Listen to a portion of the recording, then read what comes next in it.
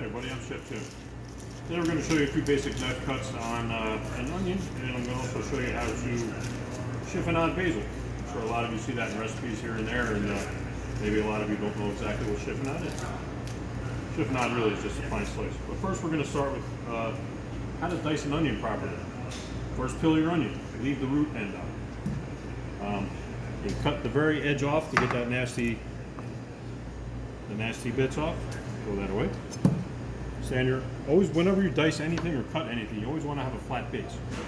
So once your onion top is cut off, you have a flat base. Cut your onion in half. Lay your onion down on a flat base.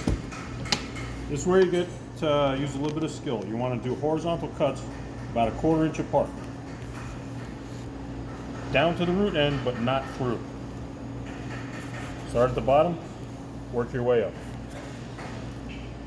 I like to hold it with the heel of my hand, not my fingers in case the knife slips. Once that's done, you're going to make cuts across the onion at 1/4 inch intervals. Again, down to the root end, but not through.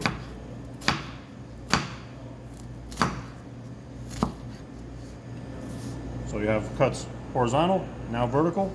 Now you're going to cut across to make your dice. Again, 1/4 inch.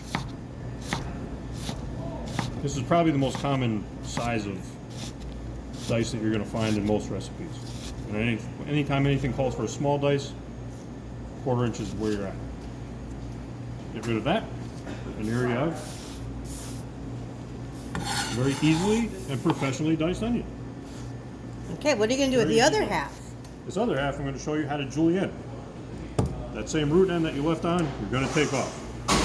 You may want to cut it a little bit on an angle in, because that root end extends onto the inside, and nobody likes to eat that bit right there. Nasty.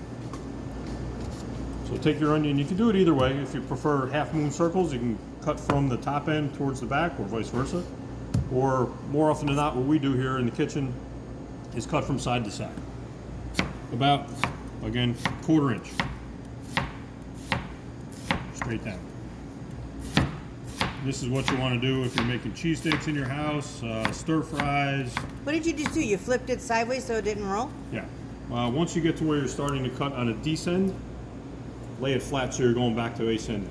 Less chance of the knife slipping and cutting your fingers. And what can I use this for? This can be used for cheesesteaks, stir fries, if you want to just simply saute onions with sliced mushrooms and put it on a steak, perfect for that. Again, one of the more common cuts you're going to find if you're looking for a julienne onion cut for a recipe. Best way to do it is this way. Lastly, I want to show you chiffonade. I did a slide presentation on how to do marinara sauce, and I use chiffonade basil. If you don't know how to do chiffonade is just a very thin julienne, more or less. Take fresh basil, leaves only. Easiest way to do this: stack your leaves together.